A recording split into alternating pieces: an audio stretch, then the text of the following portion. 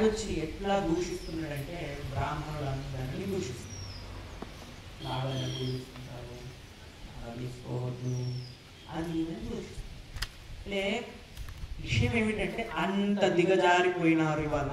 ఇవాళ సోకాళ్ళు అంటే పేరుకు మాత్రమే, వాడికి వేదమంత్రం రాదు, దాని అర్థం తెలియదు, దాన్ని ఆచరించడు, ఇంకొకడికి చెప్పడు, అలా జరుగుతున్నది. ఎందుకని ఎవరు కారణం? మనమే. మళ్ళీ జనాలు కూడా అట్లే తయారయ్యారు. మాకు ఏమొద్దు, ఇట్లా ఆశీర్వాదం ఇస్తే మాకు మంచి జరిగిపోవాలి, ఇట్లా ఆశీర్వాదం ఇచ్చేస్తే మాకు ఉన్నతి అయిపోవాలి, మా పిల్లవాళ్ళు గొప్పవాళ్ళు అయిపోవాలి. ఎట్లయితే కాదు బియ్యము. మరి ఎట్లా అయితే ఆయన దగ్గరికి బియ్యం తీసుకోండి, గంజులో పెట్టి ఉడకబెట్టి ఇస్తాడేమో. ఏ క్రియ ఎట్లా చేస్తే అవుతుందో అట్లాగే చేయాలి. పుణ్యం కూడా అంతే. మీరు బ్రాహ్మణుడు చెప్పింది ఆచరించాలి. ఆచార ప్రథమో ధర్మ సంయుక్త స్మార్థ ఏవత తస్మాదస్మిన్ సదా యుక్తో నిత్యం సాధ్యాత్మవాన్ బుధః. బుద్ధి కలిగిన వాడైతే ఏం చేస్తాడట అంటే, ముందు ఏదైతే గొప్పవాళ్ళు, జ్ఞానులు, బ్రాహ్మణులు చెప్పినటువంటి విషయాన్ని ఆచరిస్తాడు. ఏమైనా ఎట్లా ఉంటుందంటే, చలికాలంలో, ఇప్పుడు ఇటువంటి కాలంలో కుక్క ఏం చేస్తుందంటే బూడిదలో పోయి వెతికి పొయ్యి ఎక్కడుంది, బూడిద ఎక్కడుందని పోయి అందులో బూడిదలో గొర్రెలు పడుకుంటుంది అనమాట. అయితే చలి పెట్టద్దని పొద్దున్న లేచిన తర్వాత యజమాని తిరుగుతాడు, కొడతాడు, కర్ర బట్టి కొడితే అది లేచి ఎప్పుడు నేను ఈ బూడిదలో పడుకోను అనుకుంటుంది. పోయి కొంచెం దూరం పోయి మొత్తం బూడిద ఇట్లా దులిపేస్తుంది. ఇట్లా మీరు అంటారుగా జరుపిస్తుంది, అట్లా దులిపేసిన తర్వాత ఏం జరుగుతుంది అంటే అది మర్చిపోతుంది అనమాట. నేను ఎప్పుడు కూర్చోవద్దు అని అనుకున్నది చూసినా అది వెళ్ళిపోతుంది అన్న శిరస్సులో నుంచి. మనుషులు మనం కూడా అట్లా అయిపోతున్నాం.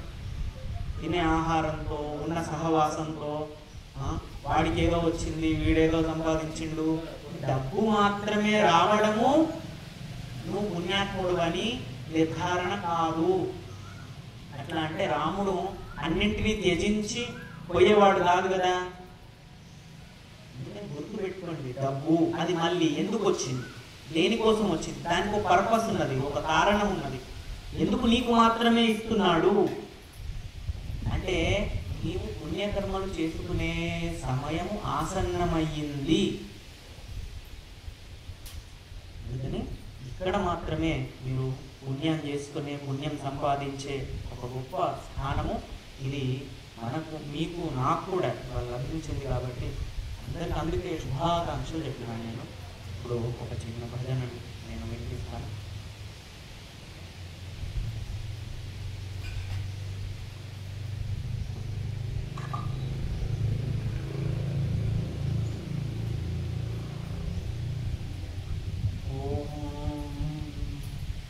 త్వమేవ మాతా చ పితా త్వమేవ, త్వమేవ బంధూ చ సఖా త్వమేవ, త్వమేవ విద్యా ద్రవిణం త్వమేవ, త్వమేవ సర్వం మమ దేవ దేవ, త్వమేవ సర్వం మమ దేవ దేవ.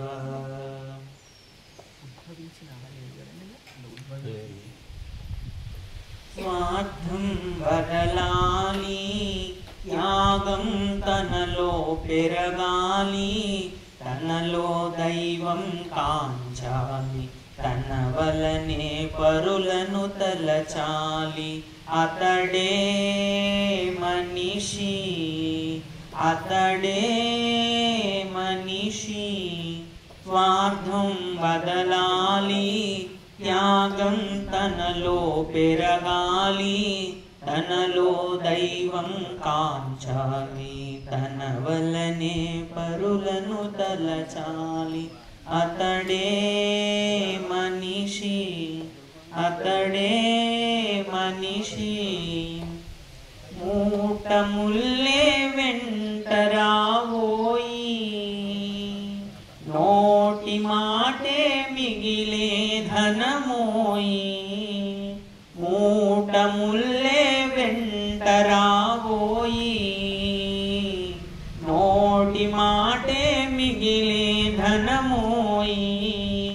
నువ్వు చేసిన మంచే మిగులును గాని పూచిక పుల్లైనా రాదు. మనిషి మనిషి మనిషి మనిషి స్వార్థం వదలాలి, త్యాగం తనలో పెరగాలి, తనలో దైవం కాంచాలి, తన వలనే పరులను తలచాలి. అతడే మనిషి, అతడే మనిషి. చెమటలు కారగ కష్టపడతావు, రేబవళ్ళు చాకిరి చేస్తావు. చెమటలు కారగ కష్టపడతావు, రేబవళ్ళు చాకిరి చేస్తావు. కొడుకులు మనువలు సతులంటూ జమ చేసి చేస్తావు. మనిషి మనిషి మనిషి మనిషి స్వార్థం వదలాలి, త్యాగం తనలో పెరగాలి, తనలో దైవం కాంచాలి, తన వలనే పరులను తలచాలి. అతడే మనిషి, అతడే మనిషి.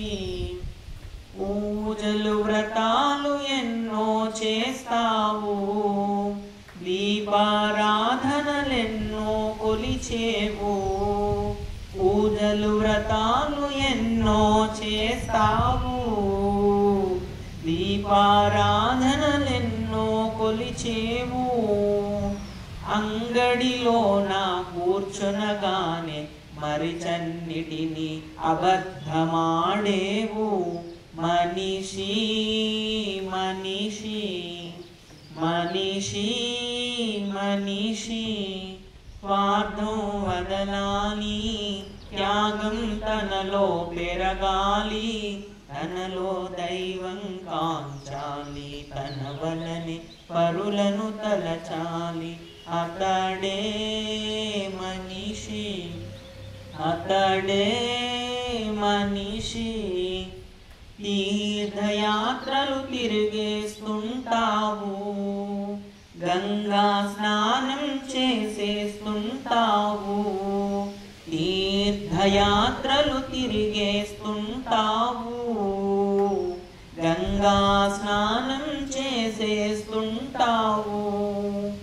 మనసుకు పట్టిన మురికే కడగగా శ్రద్ధను చూపవురా. మనిషి మనిషి మనిషి మనిషి స్వార్థం వదలాలి, తనలో దైవం తలచాలి, త్యాగం తనలో పెరగాలి, తనలో దైవం కాంచాలి, తన వలనే పరులను తలచాలి. అతడే మనిషి, అతడే మనిషి. చూడండి ఎంత గొప్పగా రాయబడింది గురువు గారి ద్వారా. త్యాగం, త్యాగం ఉన్న చోట, స్వార్థం లేని చోట దైవీ గుణాలు తలుపులు తెరిచినట్లే అవి లోపలికి వచ్చేస్తాయి.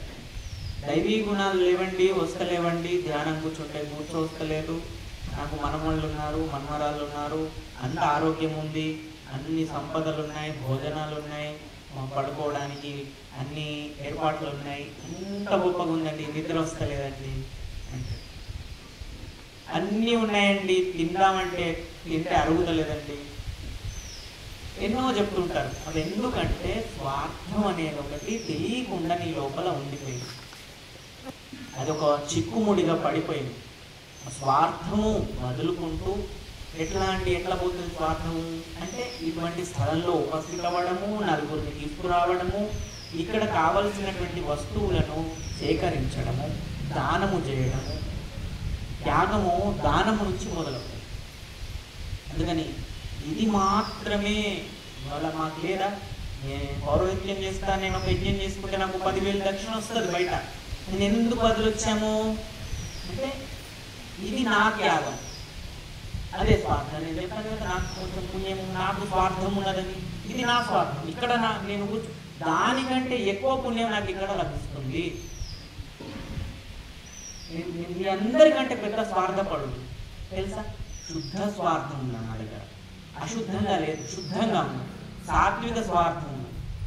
అందుకని ఇటువంటి పెద్దల ఆశీర్వాదంతో ఇగో ఈ చిలక పలుకులుగా పలికినాను. వారి దయ, వారి భిక్ష, కాబట్టి వారి దర్శనమే మాకు చాలా స్వర్గము, దేవతా దర్శనము. కాబట్టి ఇటువంటిది పరమాత్మ నాకు అంత బలాన్ని, శక్తిని అన్నింటినీ ఇస్తూ వారికి చేయుటగా వారి చింత ఉండాలని కోరుకుంటూ ఓం శం